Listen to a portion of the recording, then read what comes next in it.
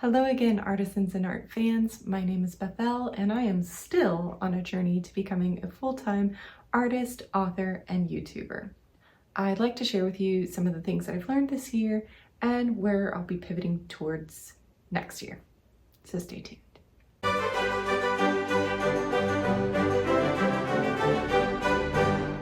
So the big question is, am I there yet?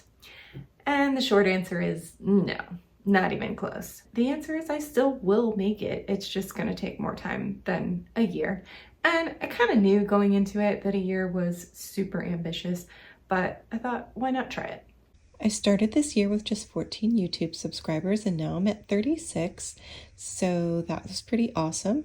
I was also able to publish my second book called A Woman's Work, Poems and Ponderings of the Heart, and it was pretty awesome to be able to add the little S to the book section on my website and make it plural. I'm very proud to have 2 books out in the world now. And those are my 2025 wins. Now let's turn our attention to 2026 goals and plans. So a big theme for me is to work smarter, not harder this year, and to kind of focus more on connections, genuine connections with other artists and other authors, because that's honestly what helped build my first business that's kind of like my bread and butter. So I do see it transferring, those skills being transferable. And I see a lot of authors having a lot more success with more traditional methods of marketing and less kind of with the social media. So that said, I'm aiming to post about 2 videos a month to my YouTube. One will be a art process video and one will be either a talking head video, kind of like this one, or an interview with another author. I'm looking to do at least 4 of those a year, like artist or author, or both, like me. So that's kind of the YouTube plan. I will add in shorts and extra videos as I have the time. So on the art side, I'd like to share with you all that I have joined the I'm gonna say this correctly, Visions Textile Museum in San Diego at Liberty Station, and they have 3 member challenges a year that you're able to participate in as a member, and I'm going to be participating in those. So if I remember correctly, the themes are home. The first one is home, and that's going to be in January. Stuff like that will be on my social media, of course, and on my website. So I'll be in that exhibit, and then there's 2 other exhibits. One theme is the 4 elements, and the third theme is flower power. So I'm really excited to participate in those challenges. I love it as a way to get my name out there, my art out there. And frankly, I love that you don't have to be sitting there. Like, all these fairs and festivals can make you feel really exposed when you're sitting there like, do you want to buy my book? Okay, no. So I'm not saying that I won't be doing any festivals or fairs this coming year, but I'm going to be super choosy about which ones make the most sense for me. So if it's kind of themed like for children, it's not for me. If it seems like it's more of a fantasy thing or anything that just isn't poetry / memoir, that's not going to be my jam. I'm looking for, and also I'm looking more like for really quality events. Not to say that other events that I've participated in the past haven't been quality, but I want kind of like the creme de la creme this year if I'm going to invest my time in it and my money. But I do think the focus on textile art is going to help me frankly be focused in the new year with my art. I'll continue collage and mixed media collage in my art journal, and maybe even do a few larger pieces, but the focus for the year is going to be the textile art, and I think that that's really going to help me just be a little more structured with my art for this coming year.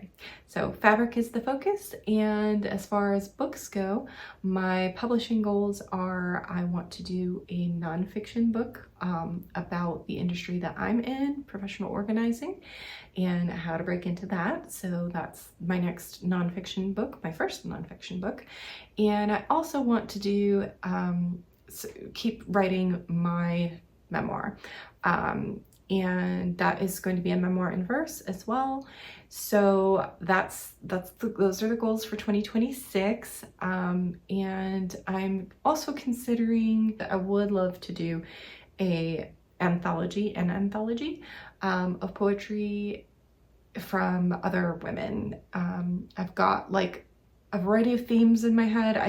My concerns are AI and how to make sure that I'm not getting submissions that were written by AI. I want to see if there's like an affordable way or a way that isn't using AI to make sure that the submissions aren't AI, which defeats the purpose. I don't want to be giving away the rights of artists or training AI to, which I hear is faulty anyways. It like always assumes that yes, AI did it. So I'm just looking into that. I'm not sure I'm going to be able to pull the trigger on that this coming year. Such a violent expression. I'm not sure I'm going to go in that direction. Let's put it that way. But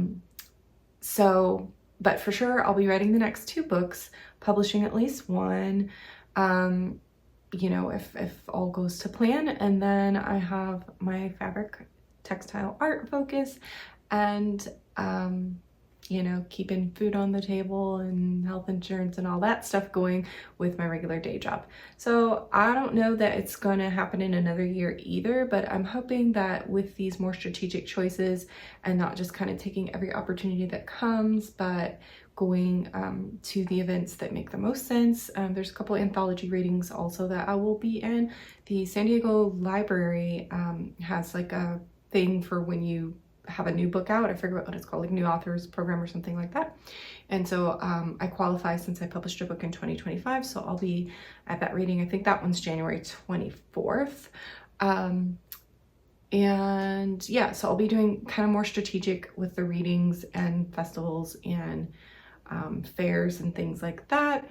And really just trying to reach people more directly through getting, I feel like I've been harping on about getting my website done. It's just the last little design piece that I just need to like buck up and pay already to get some help with, because it's like tweaking the design and that's not my forte. So I need to get that done, and then keeping up with my newsletter. So if there's a way to just reach out to my friends and acquaintances who would be interested, as well as new readers, without having to do all this setup and tear down of tents and tables and all that as often, that would be great. And then to get the word of mouth from that. So there is, like I said, a lot of crossover with the professional organizing business, the things that made that a success.